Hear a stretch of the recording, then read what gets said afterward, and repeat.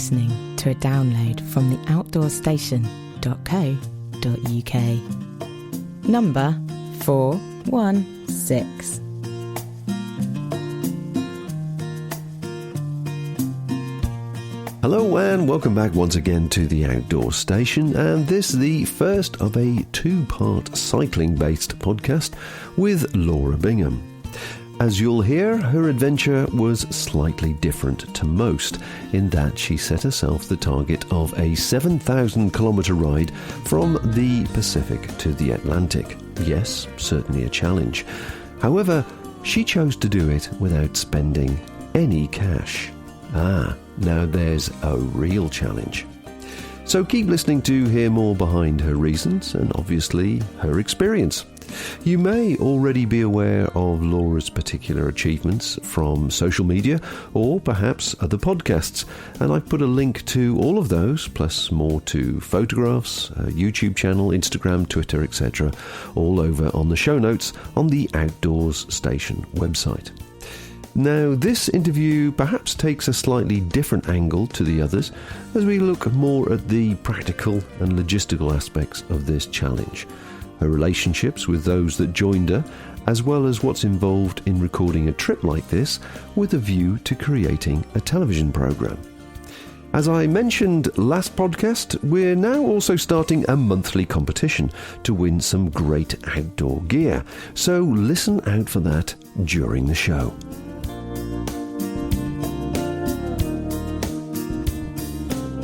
So my name's Laura Bingham, and my recent expedition was to cycle 7,000 kilometres across South America from Ecuador to Argentina with no money. So within those just over 5 months that it took me, I didn't spend a single penny on food or accommodation. I literally begged, found and worked my way across South America, and it was hard, but it wasn't impossible. Well, that's a nice introduction to your actual trip. Now, this took place, I believe, was it January or February you set out this year?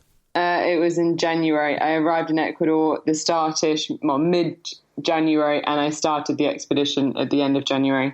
Okay, and then you got back in September, am I right in thinking that's when you got married? I got married in September, yeah, but I managed to get back late June, so... Okay. I was away for about 6 months, but cycling for just over 5. Right, okay. Give people an idea of the reason you actually set this challenge out for yourself.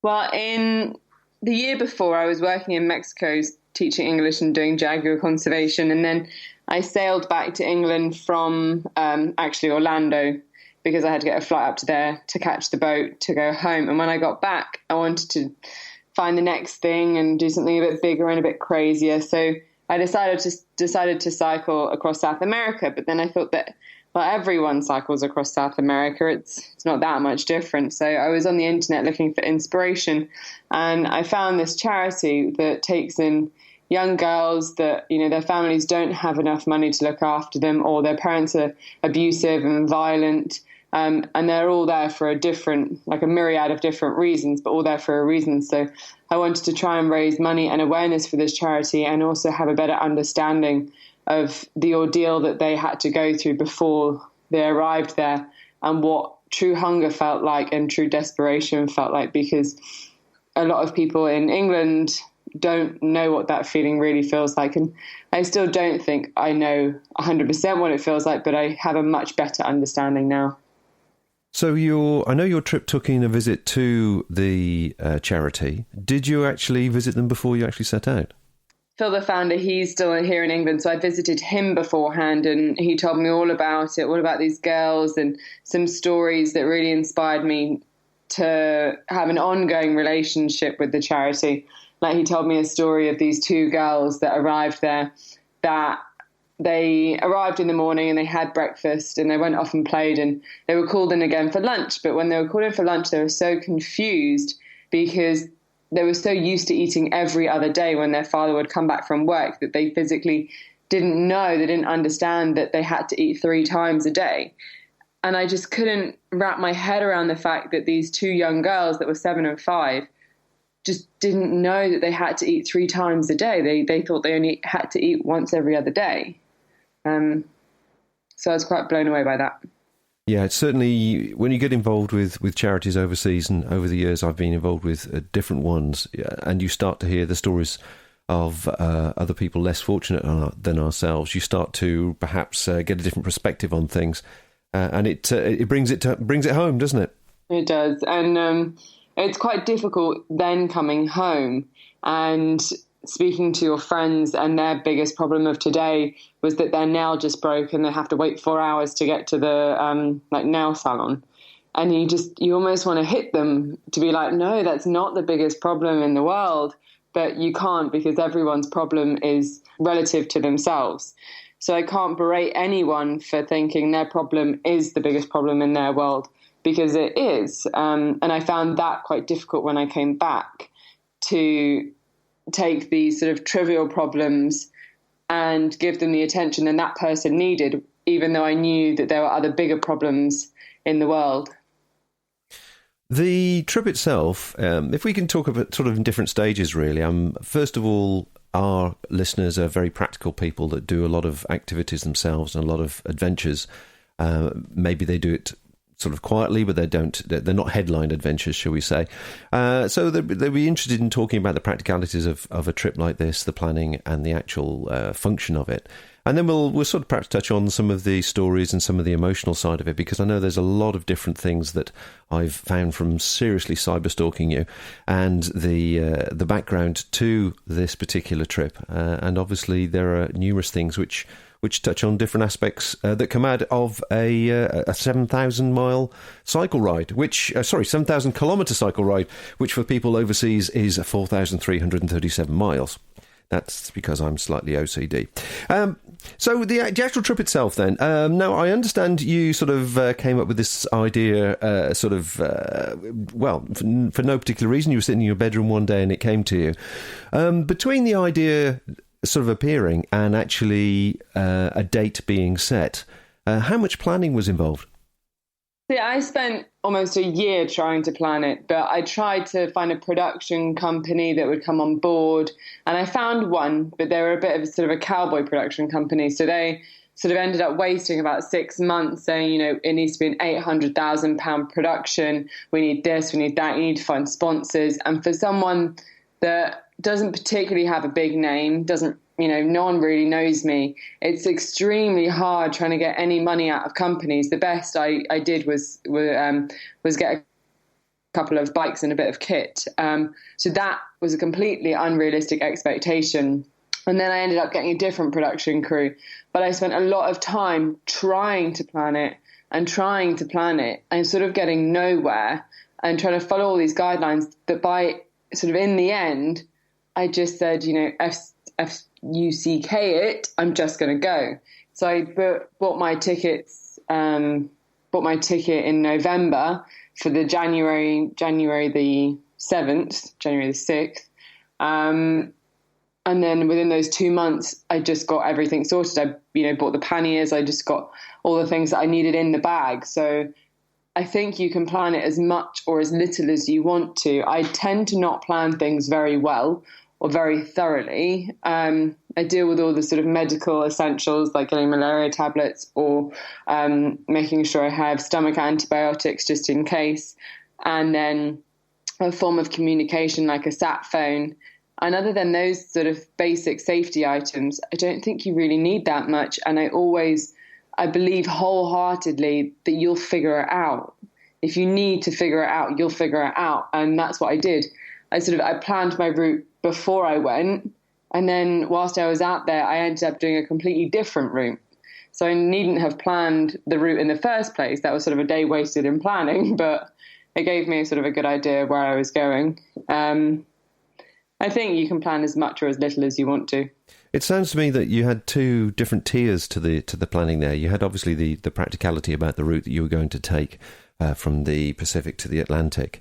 And then the second one being your ambition to obviously get a production company or get some sort of media production behind you.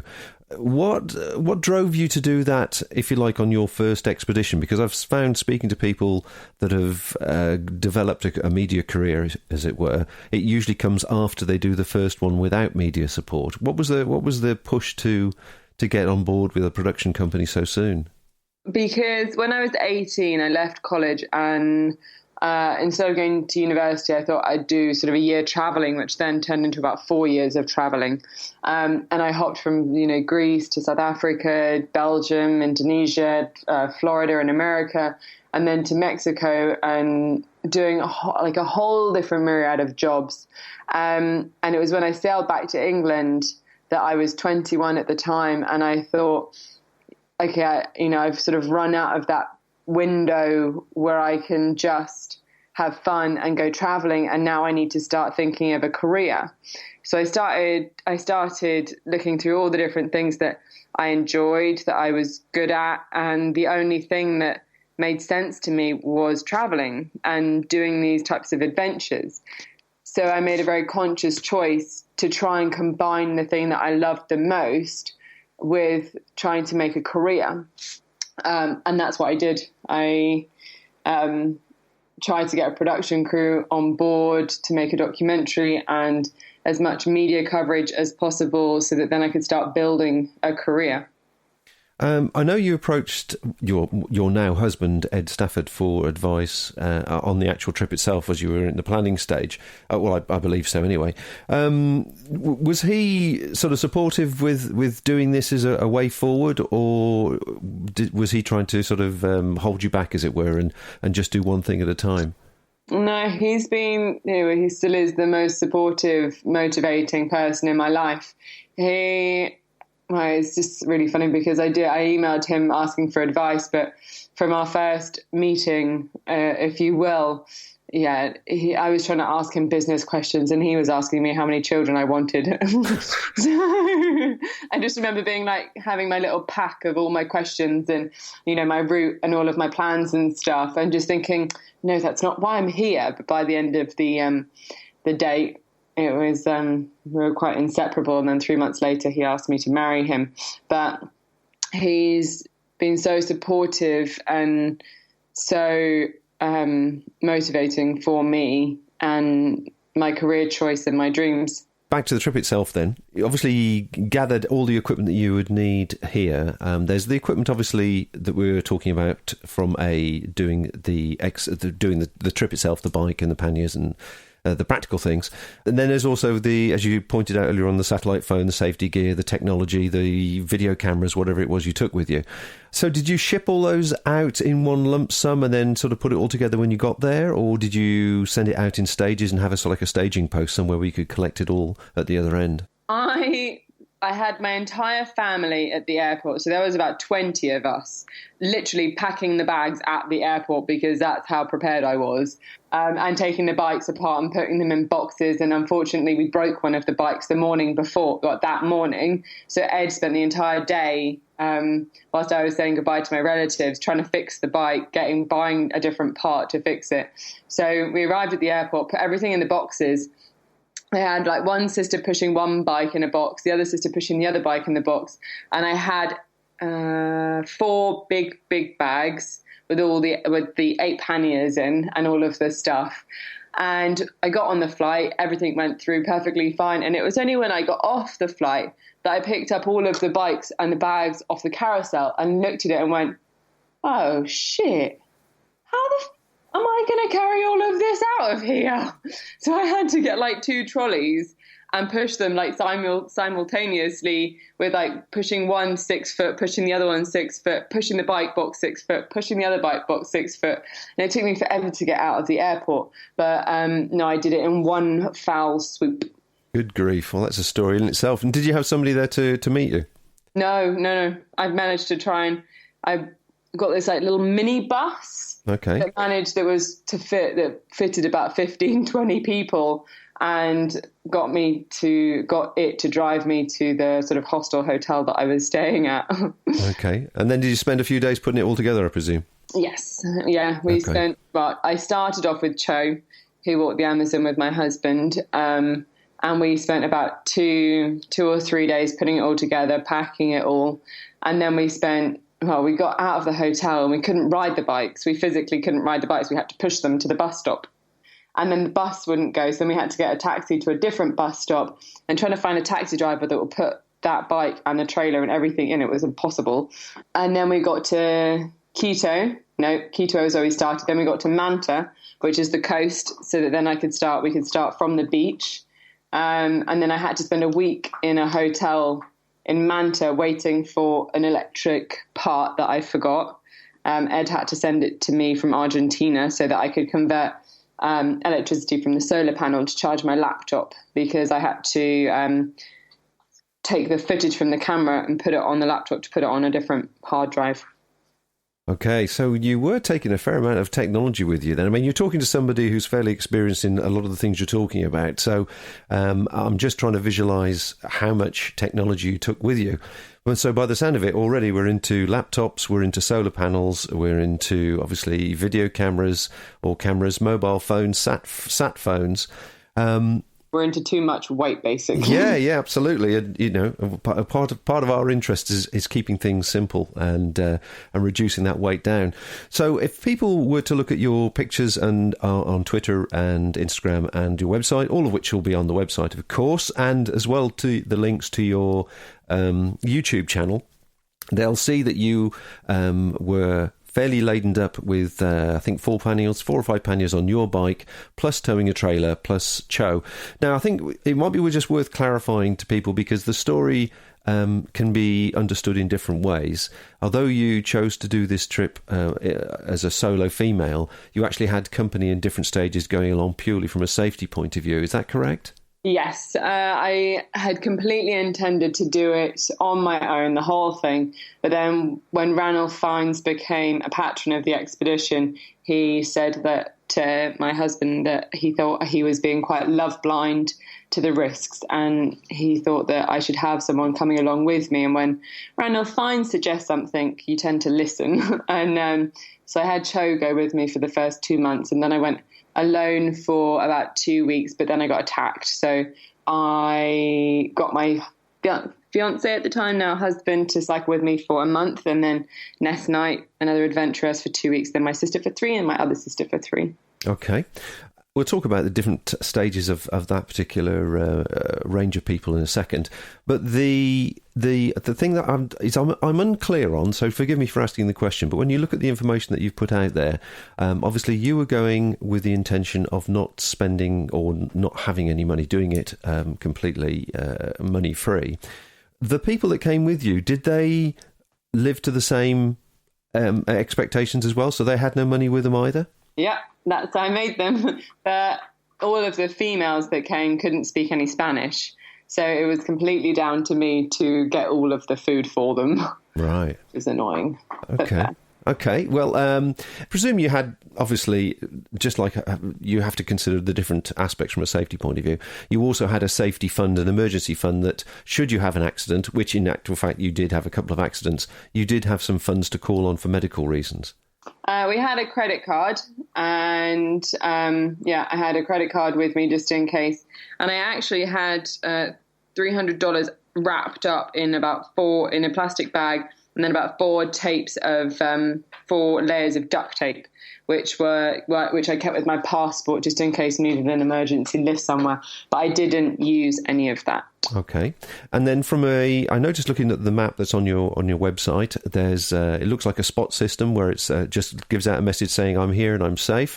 Was it a spot system, or was that based on the satellite phone you used? No, that was a spot system. That was the most sort of efficient, easy way to get a message back, and it had the sort of SOS system on there too. Okay. So there's quite a few boxes of technology there, isn't there? Yeah.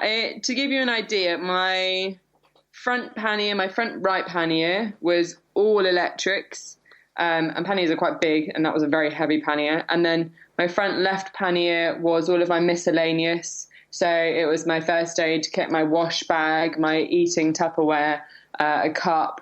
Actually, I didn't end up having a cup in the end. I threw that away. So all of the miscellaneous things. My back right was my tent, my sleeping bag, and my clothes. And then my back left was the food pannier. And what was in the trailer? I ditched that in the Amazon because such a relief it was. It was a giant first aid kit in mine, and loads of extra clothes and loads of just extra useless crap that I ended up giving pretty much all of it away to people that helped me, which was the intention, because it was sort of gifts to trade for when people did something nice when they didn't need to. I could give something in return. So I gave a lot of clothes away, and I just brought a much, much, much too big first aid kit with me when I left, and I ditched most of that. It's amazing what you can get away with, actually, when you start realising how much emotional weight you carry with you sometimes with the safety bag, isn't it? It is, yeah. You feel like you need a huge first aid kit just in case. But I had like an IV kit in there. I had those the things that open up your throat. I did a medical course just before I went, a MIRA course, a medicine in remote areas course. And I literally had everything that a paramedic would need. Minus the oxygen tank. Well, I'm sure you were glad to ditch that. Every month, we're holding a special competition where you can win some fabulous outdoor gear. It's a great way to support the Outdoor Station, as we receive a small percentage from every entry, and you have a chance to win a great prize. During the month of November, the prize is an Evernew titanium non-stick twin pan set, consisting of a 1300 and a 900 millilitre titanium pan, with a combined weight of only 296 grams, valued at £135. Simply answer the following question and text in your A, B or C answer before the closing date of the 30th of November, and you will be automatically entered. You can enter a maximum of 5 times from the same mobile phone number.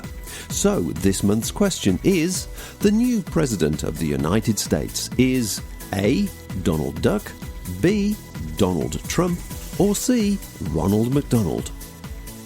To be in with a chance of winning, all you have to do is text outdoors and your answer of A, B or C to 82055.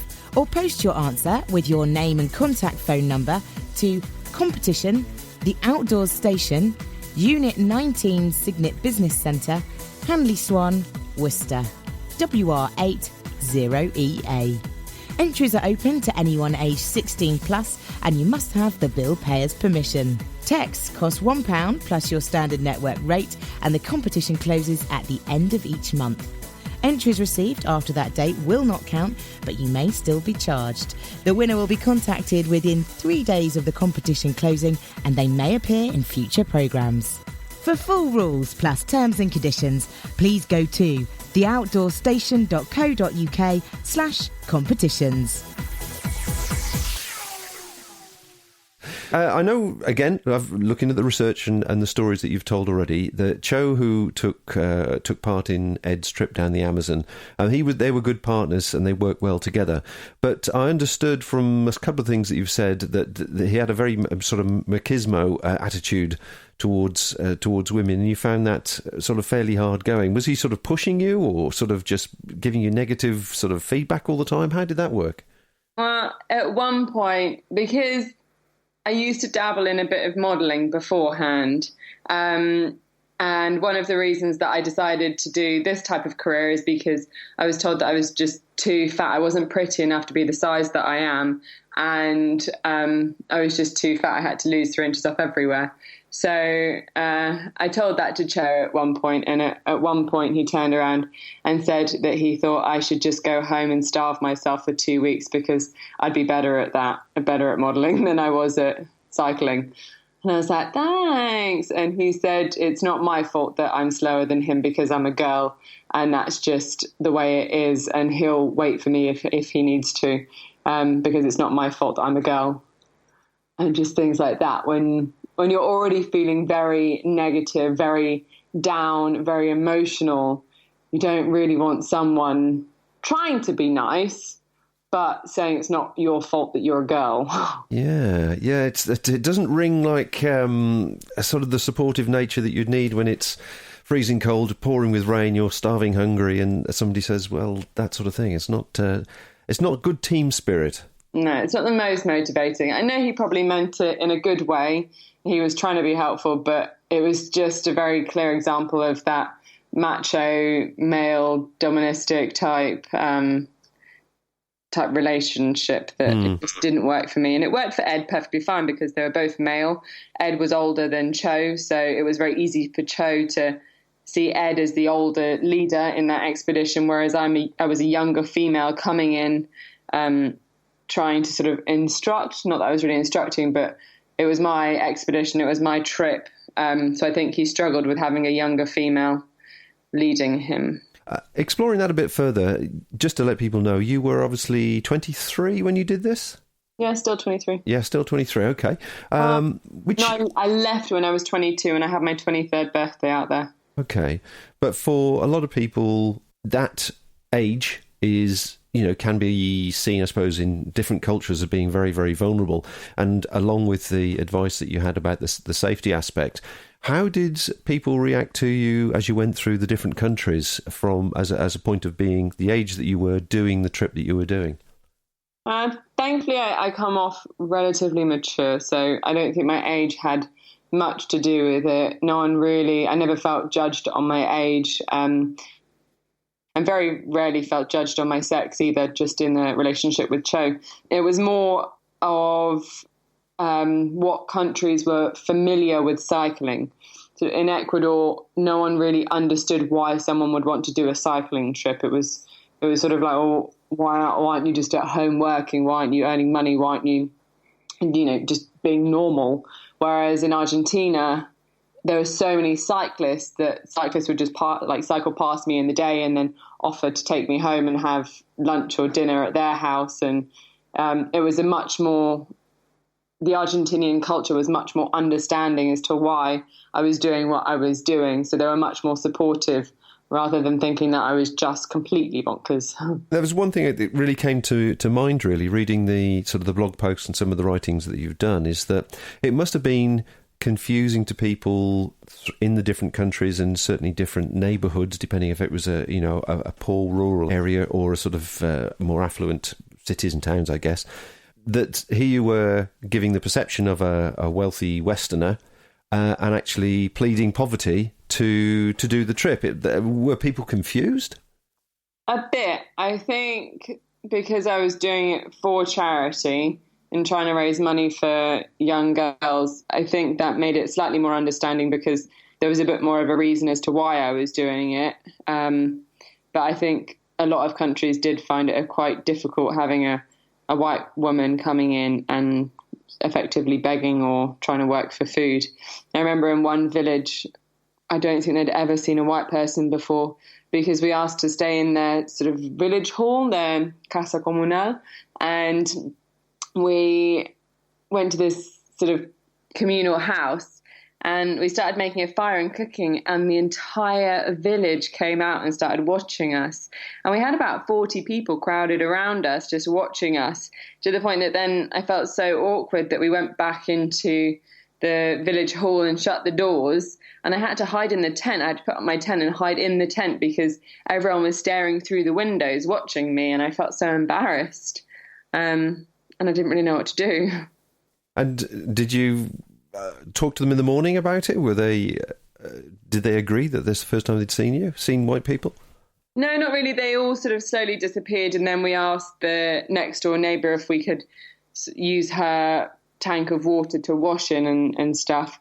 And she was quite friendly. She was nice, but people were definitely staring a little bit. But after about 2 hours, they just sort of dispersed and went back to their houses and stuff. The list of countries you went through, Ecuador, Peru, Bolivia, Paraguay and Uruguay. I heard you say at one stage that Ecuador was definitely the most anti-gringo, anti-white people. Was that true? Well, I didn't end up in Uruguay. I ended up in Argentina, so almost right. Oh, okay. But so I went Ecuador, Peru, Bolivia, Paraguay, and then down through Argentina. Ecuador was definitely the hardest, and they were the least tourist-friendly nation that I crossed. But that was mainly in the Andes. The people on the coast were a bit friendlier, but the people in the Andes, they were much more wary of tourists, and they didn't particularly want them. A family did take me in for a few days, and I helped them on their farm clearing sort of woodland area. And I asked them, I said, I don't think people up here particularly like tourists. And they said, no, we don't really want tourists here. We don't need them. They don't. And I said, I thought every country needs tourism because it helps the economy and it helps the country. And they said, no, we don't need it here. We don't want anyone here. And I was like, oh, okay, well, thanks, bye. So the cycling itself, I suppose you did a bit of that somewhere along the line. The videos I've seen, it all looks like pretty good highways, but then there's been a few where they're sort of fairly muddy tracks. Did you try and keep off the main roads and take a sort of a more challenging route, or was it literally the best route that you could find between A and B? The best route I could find between A and B. The life out there was hard enough. I didn't need to make it harder with challenging roads. No, I definitely tried to find the shortest, nicest way. And some of the time I got it. A lot of the time I didn't. There were a lot of bad roads there. Unfortunately, my sister Claire and she got the worst lot of roads with me. In Bolivia, it was just we had a day of good roads, and then it just went to really, really bumpy roads, the type that give you a headache after about half an hour. And we just couldn't build up any speed, and it was just the most agonizing road. And then we tried going off-road a bit, but it was so sandy in places that our bike would just suddenly get stuck. It'd be hard sand for a while, and we'd be like, yeah, picking up some speed, this is good. And suddenly it'd be loose sand, and the bike would just stop, and we'd just nearly fall off every other minute. And it was really infuriating. And then the roads just got really sandy that we ended up having to sort of drag the bikes through it for a bit. And unfortunately she got a really bad lot of roads. The people that came out to support you, did they also ship out their bikes, or did they pick a bike up while they were out there? It must have been fairly expensive if they shipped a bike out every time. It was the same bike the whole way along. So Cho left in Lima, and then when Ed arrived, he picked up the bike from Lima and then got a bus to Arequipa. And then when Ed left in La Paz in Bolivia, where he left, Ness joined me and picked up the same bike. And then we cycled to the Salar de Uyuni, and she left. And then I waited there with both bikes for my other sister to arrive. And then my sister picked up that bike, cycled to Asuncion in Paraguay, and then she flew home, and my sister Sarah then picked up the bike in exactly the same place that my sister left it, and then we cycled to Buenos Aires together. So it was the same bike the whole way along. So that was a little bit more additional items for you to carry along. So did you bring that bike back as well? Yeah. Good grief. Right. Yep. That bike has been welded and bent back together. It's a real credit to that bike. I can't believe that it made it through. It got snapped in half. Wow. Well, I've seen one of the video pictures of Ness explaining that there's some wobbly bits on it that shouldn't be there. Yeah.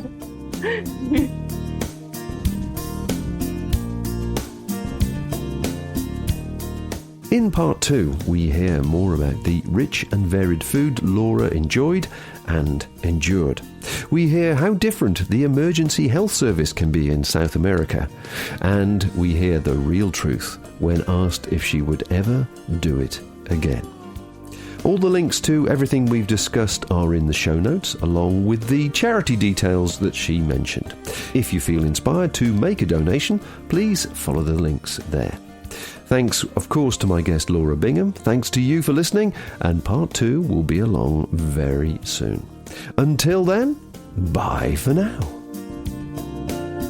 Thank you for listening to this podcast. To hear or see more from our extensive free library, please visit theoutdoorstation.co.uk.